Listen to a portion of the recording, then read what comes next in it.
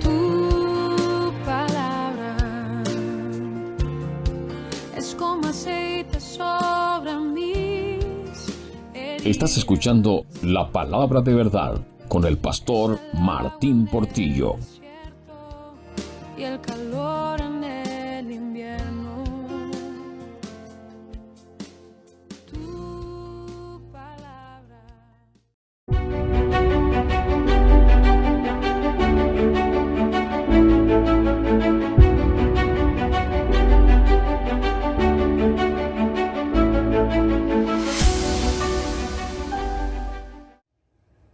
La carta a los Colosenses es una carta, como lo dijimos al principio, que nos habla de que en Cristo estamos completos, que tenemos libertad plena, que Cristo es nuestro todo, que Cristo es nuestro Señor, nuestro Salvador. Hoy quiero hablar acerca de que tenemos que llevar la teoría a la práctica. Porque los cristianos somos muy buenos con la teoría. Donde se nos complica la cosa es en la práctica. Cuando tenemos que poner por obra todos los días, fuera de estas puertas, lo que el Señor nos dice que tenemos que hacer.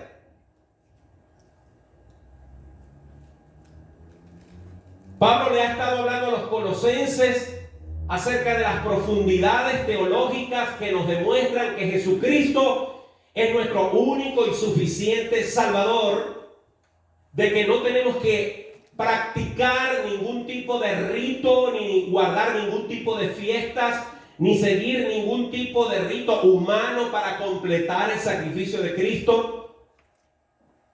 Pero ahora, ya cuando está culminando su carta, vuelca toda esa teoría en mandatos, en instrucciones muy precisas, que lo único que hay que hacer es hacerlas, ¿o no?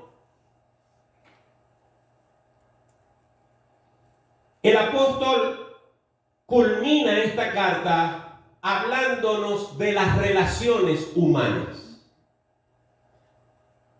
Ayer, a través del grupo de texto de la iglesia, pasé un pequeño video que yo espero que usted lo haya visto, en el cual en ese video el pastor que está hablando dice que la iglesia es el lugar donde nosotros ponemos en práctica la comunión. Pero lo que más me llamó la atención es lo que dice al final: cómo manejamos nuestras relaciones con otros. Es imposible, como cristianos encerrados en un cuarto sin venir a la iglesia, relacionarnos con nuestros hermanos en Cristo. Y así como tenemos que salir a la calle para comprar comida en el supermercado, para colocar gasolina en la gasolinera, para ir al mecánico a reparar el vehículo, para ir a nuestro trabajo, para producir el dinero que necesitamos para vivir, para ir al médico con el cual vamos a tener una cita. En fin, así como nos relacionamos en distintas instancias, en la escuela, en la universidad, la iglesia también es una de esas instancias. El mundo tiene un modelo de relaciones humanas. En ese modelo, el mundo ha convenido que la forma en la que tenemos que relacionarnos es basado en la rebelión y en el abuso. Lo digo porque hoy vamos a leer cómo el apóstol Pablo le habla a la mujer, a la esposa. Cómo el apóstol Pablo le habla al esposo. Cómo le habla a los padres, a los hijos, a los empleados, a los empleadores, que son las relaciones humanas más comunes y cotidianas con las que nos podemos encontrar. Pero vemos que en el mundo estas relaciones de padres, de hijos, de empleadores, de empleados, de esposa, de esposo, están basadas en la rebelión. La mujer se quiere rebelar ante su esposo. El hombre se quiere rebelar contra Dios y contra el orden que Él ha establecido. Los padres maltratan a sus hijos o descuidan su disciplina. El empleador abusa y explota al empleado. El empleado hace trampa en su trabajo para sacar algún tipo de provecho que no es producto de su esfuerzo, sino de otra cosa. En fin, todas las relaciones humanas bajo el modelo terrenal, bajo el modelo mundano, están cargadas de una profunda rebelión al orden establecido por Dios y de un abuso, de una injusticia que hace que las relaciones entre estas personas o entre estos roles sean prácticamente insoportables. Pero los cristianos estamos en el mundo para modelar de otra forma. Por eso el modelo bíblico que nos presenta el apóstol Pablo en este pasaje está basada en la sumisión, en la obediencia y en la práctica de la justicia, de lo que es justo, de lo que corresponde, más allá de lo que yo deseo. Cuando se aplica el modelo bíblico, entonces vamos a tener esposas que se sienten contentas de sujetarse. Vamos a tener esposos que han decidido voluntariamente amar a sus mujeres, a sus esposas.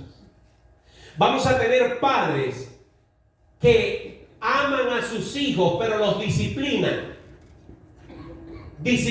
con amor. Vamos a ver hijos que obedecen a sus padres no por obligación y con amargura, sino con gozo. Si aplicamos este modelo bíblico, vamos a ver a hombres empleados, a trabajadores que son responsables, que tienen ética en el trabajo. Pero vamos a ver también a empleadores, a jefes, a dueños de empresa, actuando con justicia con sus empleados. Eso es lo que pretende el apóstol Pablo de escribirle a los colosenses cuando leemos el pasaje que vamos a leer a continuación. Así de antiguo, así de básico, así de importante es este tema que desde la antigüedad ya era tratado en las iglesias. Esto está en Colosenses 3, verso 18 en adelante, donde dice: casadas, estad sujetas a vuestros maridos como conviene en el Señor. Maridos, amad a vuestras mujeres y no seáis ásperos con ellas. Hijos, obedeced a vuestros padres en todo, porque esto agrada al Señor. Padres, no exasperéis a vuestros hijos, para que no se desalienten. Siervos, obedeced en todo a vuestros amos terrenales, no sirviendo al ojo, como los que quieren agradar a los hombres, sino con corazón sincero, temiendo a Dios. Y todo lo que hagáis, hacedlo de corazón como para el Señor y no para los hombres, sabiendo que del Señor recibiréis la recompensa de la herencia, porque a Cristo el Señor servís. Mas el que hace injusticia recibirá la injusticia que hiciere, porque no hay acepción de personas. Amos, haced lo que es justo y recto con vuestros siervos, sabiendo que también vosotros tenéis un amo en los cielos. Perseverad en la oración, velando en ella con acción de gracias, orando también al mismo tiempo por nosotros, para que el Señor nos abra puerta para la palabra, a fin de dar a conocer el misterio de Cristo, por el cual también estoy preso, para que lo manifieste como debo hablar. Andad sabiamente para con los de afuera, redimiendo el tiempo.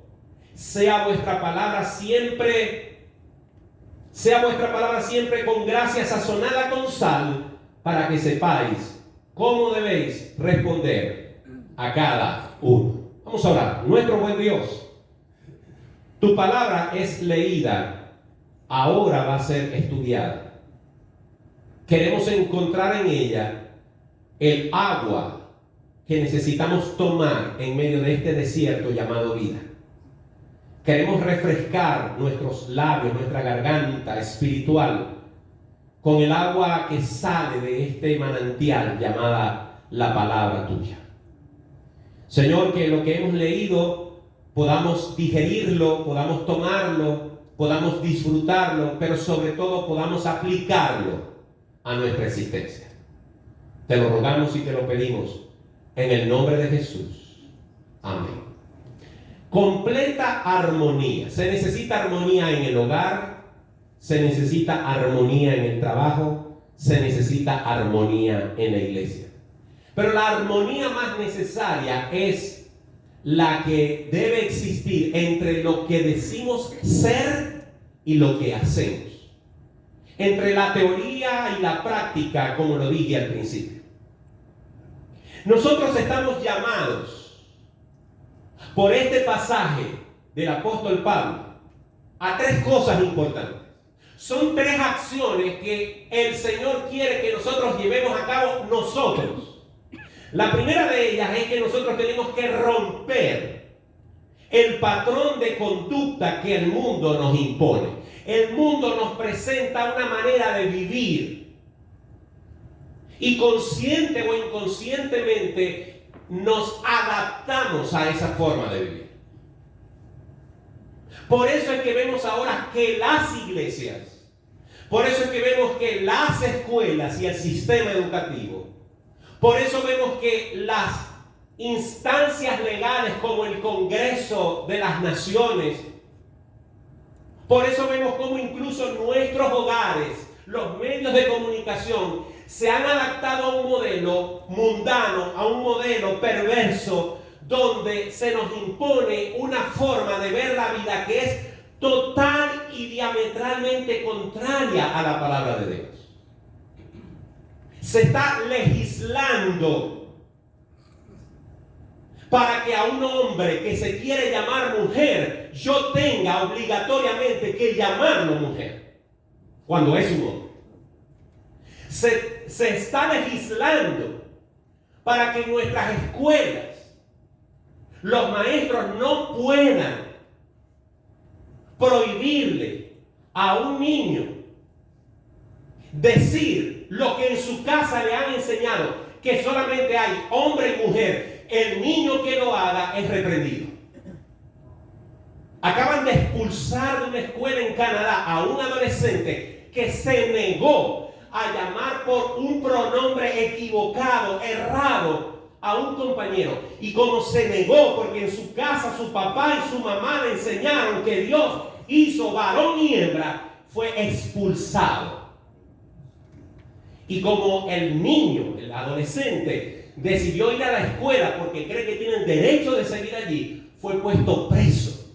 Así están las cosas. El modelo que se nos está presentando es un modelo terriblemente corrompido y contrario a las Escrituras. Por eso, cuando una persona feminista lee este pasaje, siente indignación, porque interpreta de forma errada que lo que nos enseña la Escritura es que la mujer está en un nivel inferior al hombre y que el hombre por lo tanto está en un nivel superior a la mujer y que tiene unos derechos que la mujer no tiene. Pero nada está más alejado de eso. Debemos recordar, para los efectos del estudio de este pasaje, que el apóstol Pablo, cuando escribió a los colosenses, probablemente también le escribió simultáneamente a la iglesia de Éfeso. Por eso usted va a encontrar una profunda relación y similitud entre este pasaje y Efesios capítulo 5, en especial del verso 15 del verso 15 en adelante. Aquí hay una instrucción práctica. Casadas, estad sujetas a vuestros maridos como conviene en el Señor. Ahora, yo quiero que usted vaya un momento a Efesios. capítulo 5. Y observemos en el verso 22 lo que allí dice. Las casadas estén sujetas a sus propios maridos como al Señor. Ahora extienda su mirada bajo ese mismo pasaje hasta el verso 33 y usted se percatará que en los siguientes 10 versículos no se le vuelve a hablar a las mujeres, sino al marido.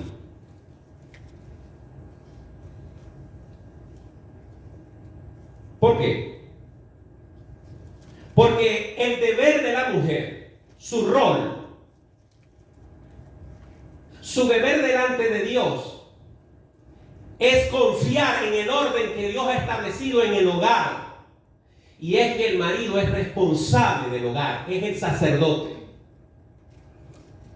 Y su deber como mujer es someterse porque es lo que más le cuesta.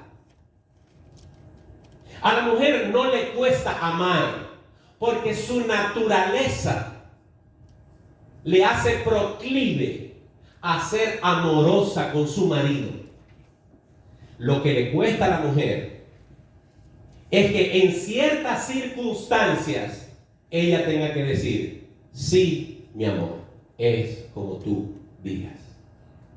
Pero eso es lo único que pide el Señor a las esposas: sujeción.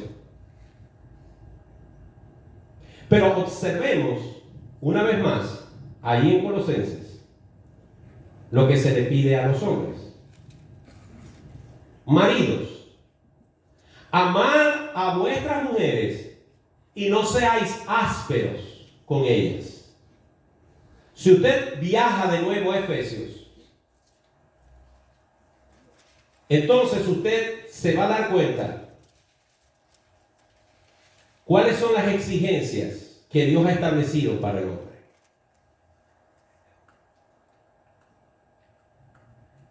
Versículo 25. Maridos, amad a vuestras mujeres. ¿Y saben cuál es el parámetro que él usa para que sepamos cómo las tenemos que amar? Así como Cristo amó a la iglesia y se entregó a sí mismo por ella.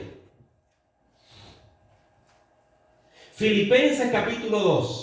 Haya pues en vosotros este sentir que hubo también en Cristo Jesús, el cual no estimó el ser igual a Dios como cosa que aferrarse, sino que se despojó, se humilló y se hizo hombre. Y estando en la condición de hombre, se humilló aún más y fue obediente hasta la muerte y muerte de cruz. Eso hizo Jesús por la iglesia. Tomó una decisión que si él no hubiese tomado, nosotros estaríamos perdidos. Cuando un marido decide no amar a su esposa, cuando un marido se rinde, cuando un marido no es lo suficientemente sacerdote para amar a su esposa, para sostener el hogar se pierde. Por eso es importante que el hombre decida amar a su mujer contra viento y marea. Hay una época, en especial cuando estamos jóvenes, que amar a nuestra esposa es algo natural. Pero cuando pasan los años, cuando ya la atracción física no es la misma, el hombre llega a un punto de su vida en el que tiene que decidir amar a su esposa más allá de la atracción física. Porque de amar a esa mujer, de amar a esa compañera, depende toda la estabilidad del hogar. Jamás los hombres que están aquí compren su propia felicidad a costa de la felicidad de sus hijos. Por eso alguien dijo que lo más que puede hacer un hombre, lo mejor que puede hacer un hombre por sus hijos es amar a la madre de esos hijos. Esposas, yo sé que sujetarse a un marido no es fácil. Y si ese marido es de los que no da razones para sujetarse, todavía más es difícil. Pero la promesa bíblica es que si usted mujer, si usted esposa se somete, el Señor le va a bendecir. No así si se revela. Pero maridos, si usted no ama a su esposa como Cristo amó a la iglesia, no espere otra cosa que la reprensión del Señor.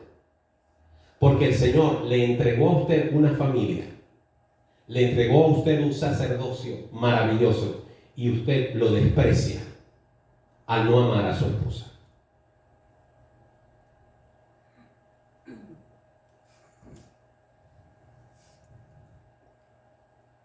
El mundo te dice, tu marido no es quien para que te sujetes.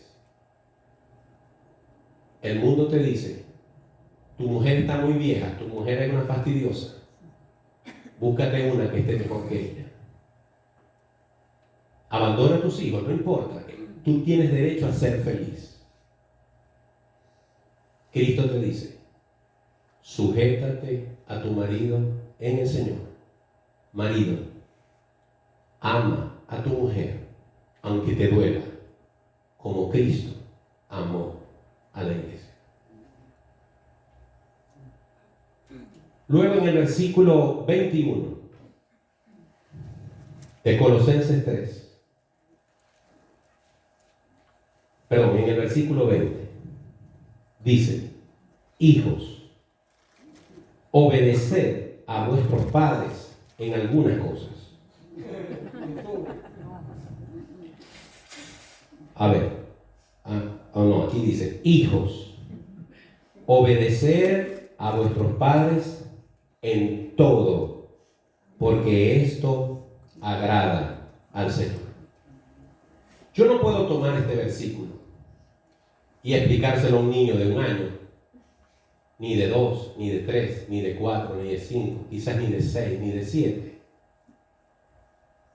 Tampoco se lo puedo enseñar a un hombre de 25, de 30 años, porque ya su carácter y su independencia está ganada por la edad. Pero hay un rango en que este versículo debe ser una piedra preciosa que debe ser enseñada a nuestros hijos. Y es la promesa de que cuando somos obedientes a nuestros padres, el Señor nos prospera, el Señor nos bendice, el Señor promete que nos va a ir bien. No es casualidad que el primer mandamiento con promesa es honra a tu padre y a tu madre para que tus días se alarguen sobre la tierra. No es casualidad. Porque obedecer a los padres no es otra cosa que seguir el camino trazado por alguien que ya cometió los errores que tú no tienes por qué cometer. El gran problema con los jóvenes, con los hijos pequeños, adolescentes, es que sienten que ellos se las saben todas y que sus padres son unos tontos que no entienden el mundo y a quienes no vale la pena someterse. Pero déjame decirte, mi querido joven, mi querido adolescente, si quieres que te vaya bien, aunque te cueste, y todo lo que hemos dicho hasta ahora no es una decisión fácil. No es fácil sujetarse al marido. No es fácil amar a la mujer como Cristo amó a la iglesia. No es fácil someterse a los padres. Pero la Biblia dice que eso agrada al Señor. No se trata de lo que tú quieres, se trata de lo que te conviene, porque Dios sabe qué es lo que te conviene. Dice la Biblia que su voluntad es agradable y perfecta. Así que mi querido joven, mi querido hijo, que todavía estás bajo la autoridad de tus padres, no seas tonto. No seas tonto. Lo inteligente, lo cool, es hacerle caso a tus papás. Créeme, ellos saben.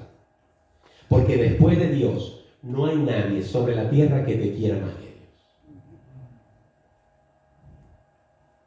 Ahora, el versículo 21 dice: padres, no exasperéis a vuestros hijos para que no se desalienten. La palabra de Dios nos dice en el primer libro de Samuel, por razones de tiempo no lo podemos leer, que había un sacerdote llamado Elí. Y Elí tenía 2 hijos. Elí, por ser sacerdote de Dios, imaginemos que era el líder espiritual del pueblo, era el pastor, pero tenía 2 hijos. Y sus 2 hijos no era que no iban a la iglesia, no era que se sentaban y no participaban, no, eran 2 delincuentes, 2 inmorales. Quizás Elí no fue totalmente responsable porque ya eran hombres, pero su problema ¿cuál fue? Dice la Biblia, versículo 13 de 1 Samuel capítulo 3, que Elí no estorbaba a sus hijos. Estorbar en ese caso significa molestar, impedir, poner dificultad para que un hijo mío tome el camino errado. Cuando yo veo que mi hijo, cuando yo veo que mi hija está haciendo lo que no está bien, mi deber de padre es molestarlo, es importunarlo, es aconsejarlo, es decirle: estás yendo por el camino errado. Tienes que estorbar a tus hijos. ¿Dónde se equilibra este estorbo? Hazlo con amor. No lo hagas a punta de golpes. No lo hagas ofendiendo. No lo hagas humillando. No lo hagas comparando. Estorba a tus hijos con sabiduría. No seas indiferente a su frialdad espiritual. No seas indiferente a lo que ven en el celular. No seas indiferente a lo que están haciendo detrás de la puerta de su cuarto, del que ellos exigen privacidad, cuando tú no sabes qué están haciendo detrás de esa puerta. Ten cuidado. Estórbalos. Estórbalos. Es mejor que los estorbes ahora. Es mejor que los molestes ahora. Es mejor que tu hijo se enoje contigo por hacerlo, por entrar por el camino recto, antes que ser laxo, indiferente, creyendo que por sí solo él va a saber lo que es bueno y lo que es malo. Pero el equilibrio, el ingrediente que hace este consejo, este estorbo agradable, es que lo hagas con amor. Y déjame decirte, padre, que si tú estorbas a tu hijo con amor, si lo disciplinas adecuadamente, la Biblia se pone de parte tuya, Dios se pone de parte tuyo, y no tienes que sentir pesar en tu corazón cuando apliques la disciplina debida con amor. No tengas temor, porque estás haciendo lo correcto. La Biblia dice que Jehová, que el Señor, le dijo a Samuel: dile a Elí que lo que ha hecho no tiene reparo, que las consecuencias de no haber estorbado a sus hijos las va a pagar. Y lo único que le quedó decir a Elí fue: Él es Dios, que haga como Él quiera.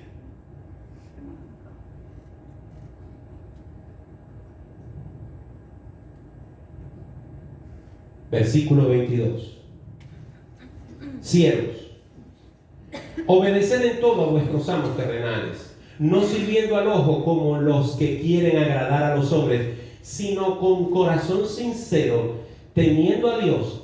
Y todo lo que hagáis, hacedlo de corazón como para el Señor y no para los hombres, sabiendo que del Señor recibiréis la recompensa de la herencia, porque a Cristo el Señor servís. Mas el que hace injusticia recibirá la injusticia que hiciere, porque no hay acepción de personas. Los enemigos de la Biblia, los que piensan que la Biblia es un libro anticuado o injusto, les encantan estos tipos de pasajes porque aquí se nos habla de siervos, de esclavos y de amos. Y nosotros sabemos que la esclavitud no es algo bueno. Hoy en día la esclavitud ha desaparecido prácticamente en forma tradicional. Hay otro tipo de esclavitud. Pero la esclavitud aquella en la que los esclavos se compraban y se vendían como un animal, prácticamente ha desaparecido en el mundo. Así que hablar de esclavitud en este tiempo, a la luz de la Biblia, parece como que contradictorio. Pero como estudiábamos en la clase, hay cosas que hay que analizarlas según el contexto histórico. En aquel tiempo la esclavitud no era vista como la vemos hoy en día. Y aún los creyentes o las personas cuando se convertían, si tenían esclavos, no se les pedía liberarlos, se les pedía tratarlos con justicia. Y a los esclavos no se les animaba a que se escaparan, sino que atendieran a sus amos con alegría. Y eso es lo que Pablo dice aquí. El concepto de emancipación que hoy en día conocemos no existía. Por lo tanto, podemos hacer una equivalencia de esto al tiempo de hoy en día. Los siervos son aquellos que son empleados, asalariados, personas que están contratadas, personas que le están trabajando a otro. Ya sea que reciba una 1099 o una W2, yo todavía no sé mucho de eso. Pero sea cual sea su función, si usted es un contractor, si usted es un empleado, usted tiene a alguien que le está pagando. La exigencia bíblica para un trabajador, para un contratista cristiano, si alguien es tu jefe, si alguien es quien te paga, tienes que hacer las cosas bien, aunque no te estén viendo. Aunque no te guste. O aunque no te guste, porque si no te gusta renuncias y te vas. Pero lo que quiero decir es que no hagas las cosas bien porque hay una cámara que te está mirando. No llegues a tiempo porque simplemente te van a regañar. Trata de ser excelente en tu comportamiento laboral porque tú eres un hijo de Dios. Porque tu comportamiento laboral habla de tu convicción cristiana.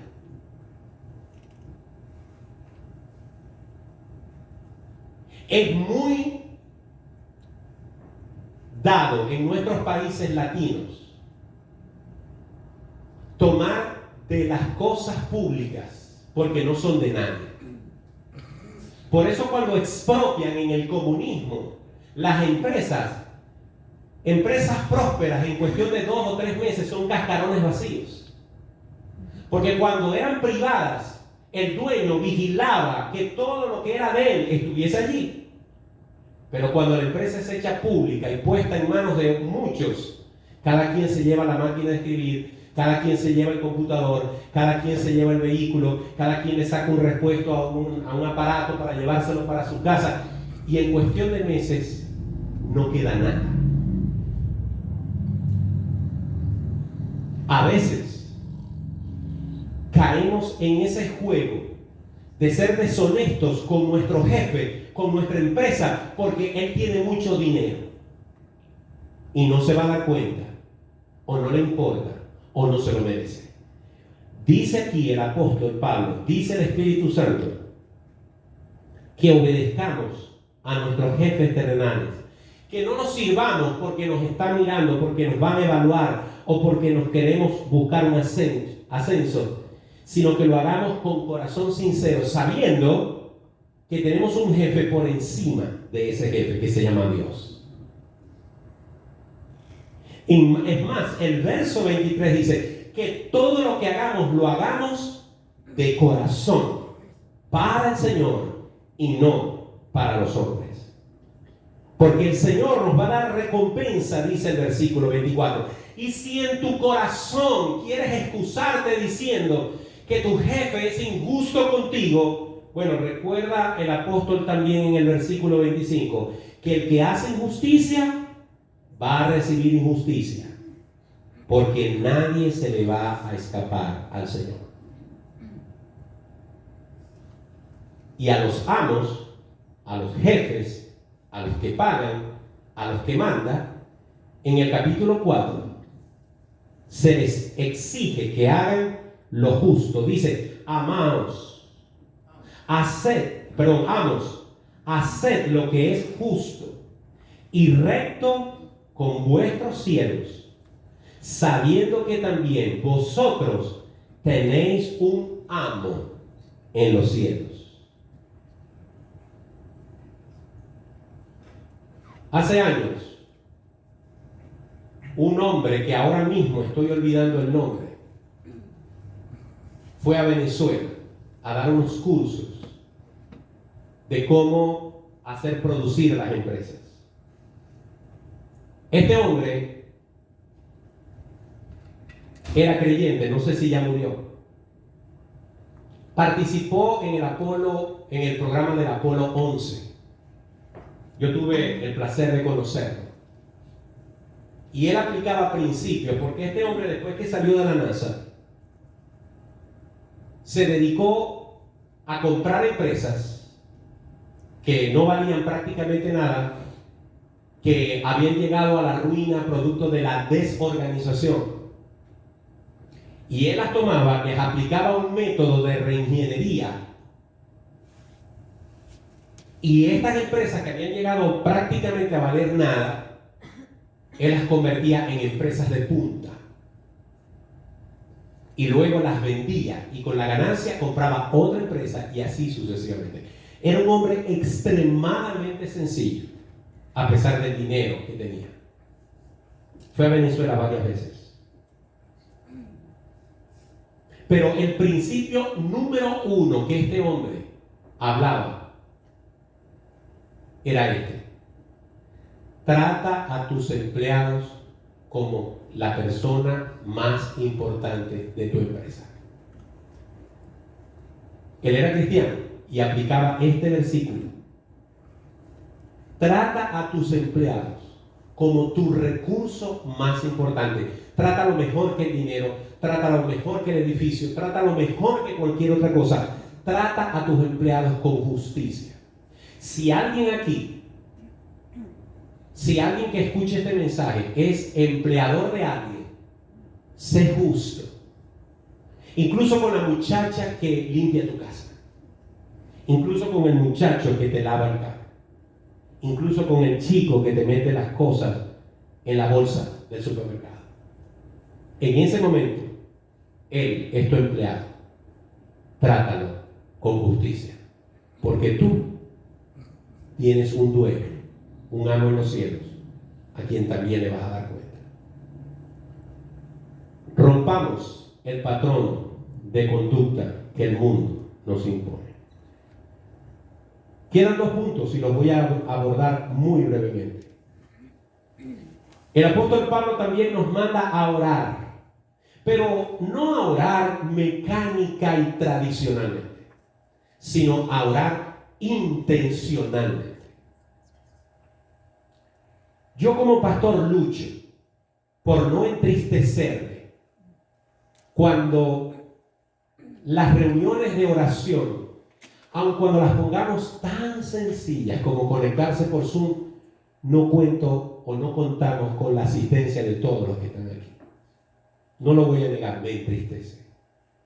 Pero al mismo tiempo digo, yo no me estoy perdiendo de eso. Así que aquí hay un mandato, dice perseverad en la oración. No es un orar de vez en cuando, no es un orar cuando estoy en un problema, no es un orar de cuando estoy en una crisis. Perseverar en la oración, y que esa oración, más allá de toda petición, más allá de toda súplica, más allá de toda necesidad, más allá de toda crisis que yo quiero que Dios me resuelva, dice Pablo, dice el Señor, velando en ella con acción de gracias. La oración no puede ser una lista de compras delante de Dios. Dios no es nuestro mandadero, Dios no es nuestro Instacart, Dios no es nuestra aplicación de compras. Dios es Dios. Y antes de pedir, debemos alabar. Antes de pedir, debemos adorar. Antes de recibir, debemos dar gracias. Y debemos orar intencionalmente por nuestras necesidades y con agradecimiento. Y finalmente, debemos preservar un ambiente sano contra las bacterias espirituales. Y usé esta palabra bacteria, sobre todo por lo que dice el verso 6. Sea vuestra palabra siempre con gracia, sazonada con sal, para que sepáis cómo debéis responder a cada uno. Dijimos al principio del sermón que el mundo nos quiere imponer un modelo perverso, un modelo podrido, un modelo que está lleno de gusanos, de hedor, de pudrición. El mundo quiere que vayamos y nos metamos en ese chiquero de inmundicia. El mundo quiere que nos adaptemos a ese estilo de vida. Pero si entendemos lo que significa la vida espiritual, entonces tenemos que sazonar nuestra vida con la sal espiritual. Me gustaría que vayamos un momento, y con esto termino, a el libro de Marcos, al Evangelio de Marcos, en el capítulo 9.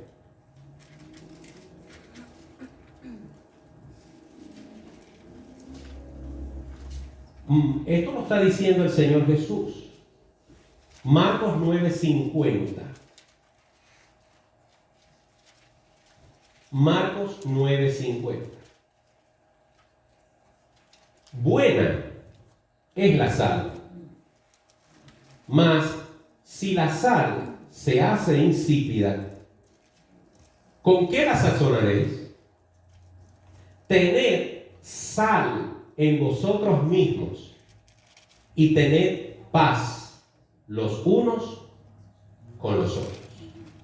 En un mundo que se está pudriendo, la única forma de mantenernos libres de esas bacterias que nos quieren infectar es salarlo todo con nuestra vida espiritual.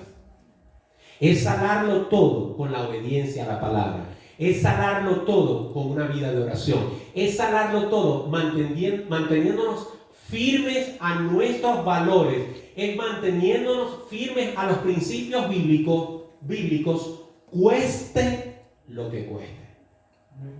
Lo único que puede generar un cercado de pulcritud, un cercado de moralidad, un cercado de bienestar espiritual, ético, moral para nuestro hogar, es que nosotros salemos como se salaba la carne en aquella época que no había refrigeración. Había que echarle sal al pescado, sal a la carne para que no se pudriera. Nosotros salemos nuestro hogar, nuestra iglesia, nuestro trabajo, nuestras relaciones, haciendo que la sal espiritual que nosotros somos pueda salar la pudrición que está a nuestro alrededor. Es la única forma que nuestro ambiente, que nuestro entorno esté sano contra las bacterias espirituales. La carta a los Colosenses nos habla que para alcanzar esa armonía que se necesita en el hogar, esa armonía que se necesita en la iglesia, esa armonía que se necesita en nuestro trabajo, tenemos que decidir hacer aquellas cosas que el mundo nos facilita, pero que son contrarias a la palabra de Dios. Tenemos que hacer y decidir aquellas cosas que son difíciles, pero que son lo que Dios nos pide que hagamos para que vivamos quieta y reposadamente.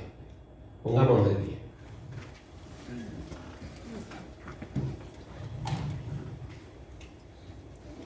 Oremos. Nuestro buen Dios, Padre eterno, en esta hora te damos gracias, porque tú, en tu misericordia, nos has bendecido y nos has ayudado hasta el día de hoy.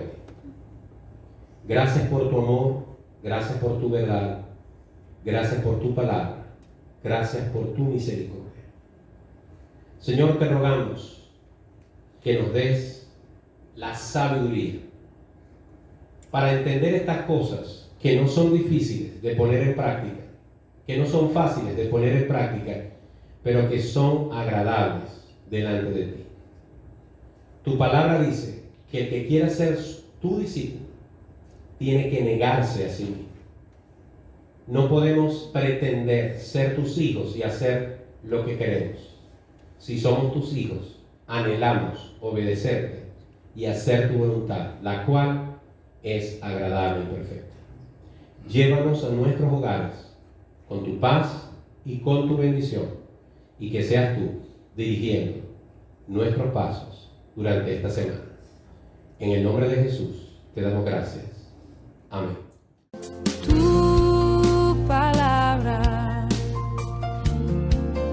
es la voz que me habla en la mañana. Y esto fue La Palabra de Verdad con el pastor Martín Portillo.